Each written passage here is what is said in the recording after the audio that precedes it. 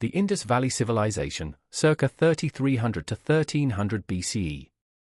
Long before the rise of classical India, and even before the world heard of pyramids in Egypt or ziggurats in Mesopotamia, there thrived a sophisticated, enigmatic civilization along the fertile floodplains of the Indus River and its tributaries. Today, we know it as the Indus Valley Civilization, a lost world of immense cities, advanced planning, artistic expression, and a mystery that continues to puzzle archaeologists and historians. The civilization, which emerged around 3300 BCE and flourished until about 1300 BCE, stretched across what is now Pakistan and northwest India, covering over 1 million square kilometers. Its scale and uniformity were unprecedented.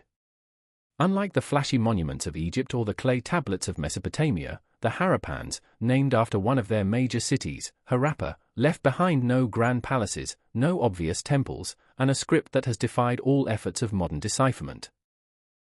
Yet, what they did leave behind tells a story of remarkable urban order. Their cities, the most famous being Mohenjo-Daro and Harappa, were laid out on precise grids, with streets intersecting at right angles and neighborhoods clearly delineated. Homes, often 2 stories high, were made of standardized baked bricks and included private wells, bathrooms, and covered drains. This wasn't just early plumbing, it was urban engineering millennia ahead of its time. Some homes were connected to complex underground drainage systems, a level of sanitary awareness that would not be matched for thousands of years. At the heart of these cities stood communal structures that still spark scholarly debate. One such structure, the Great Bath of Mohenjo-Daro, appears to have been a public water tank lined with brick and sealed with a kind of ancient tar. Was it used for religious purification? Communal hygiene? A civic ritual we cannot yet fathom? Economically, the Indus Valley was vibrant and diverse. The people were primarily agrarian, cultivating wheat, barley, and peas, and possibly practicing irrigation farming. They reared cattle, buffalo, sheep, and even elephants. Their trade extended far beyond their river valleys. Artifacts point to regular exchanges with Mesopotamia, Persia, and the Arabian Peninsula. The city of Lothal, located in modern-day Gujarat, featured a dockyard and warehouse complex, clear evidence of seaborne trade, perhaps the earliest known in the subcontinent.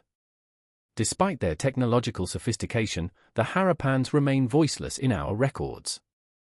Their script, found on seals, pottery, and tools, is composed of short sequences of symbols, delicately inscribed on stone and often accompanied by animal figures.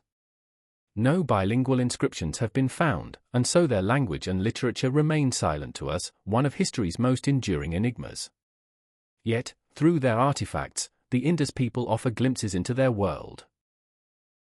Miniature terracotta figurines suggest a society that valued art and play, depictions of women adorned with jewelry, animals with movable parts, and even musical instruments. There are signs of belief systems too. Mother goddess figures hint at fertility cults, while motifs like the sacred fig, pipal, tree, and horned deities suggest spiritual traditions that may echo into later Hindu practices. Notably, there is no clear evidence of kings, large-scale warfare, or social stratification on the scale seen in other ancient civilizations. This absence suggests that the Indus world may have operated under a decentralized, egalitarian structure, possibly governed by councils or merchant elites.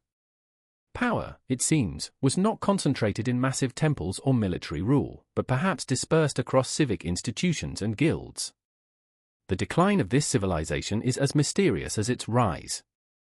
Around 1900 BCE, the major cities began to wither. Some were gradually abandoned, others became rural settlements.